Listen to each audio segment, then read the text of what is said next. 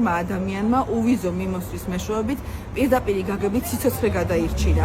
ბევრი ავადმყოფი ადამიანი ოჯახებით გადასახლდა ევროკავშირში და იქ მიიღო სათანადო სამედიცინო მომსახურება. სამწუხაროდ საქართველოში არც თუ იშვიათია არასწორად დასმული დიაგნოზები და არასწორი მკურნალობები და ადამიანებმა, რომლებმაც მიიღეს ეს გადაწყვეტილება ევროკავშირში მკურნალობა ჩაეტარებინათ, ამით მიაღწიეს იმას, რომ სიცოცხლე გადაირჩინეს.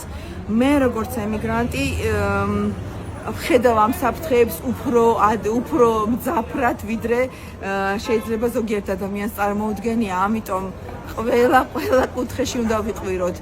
უნდა ვეცადოთ ყველანაირად, რომ ეს სიკეთე, რასაც უვიზო მიმოსვლა ქვია, არ დაგვეკარგოს. და დავამატებ, ჩვენი ინტეგრაცია თუ მოხდება ევროკავშირთან, ჩვენ ბევრ ფინანსურ სიკეთეს მივიღებთ, რაც ამჟამად არ აგვაქვს და ამიტომ ეს უნდა გავუკეთოთ ჩვენს მომავალ თაობას.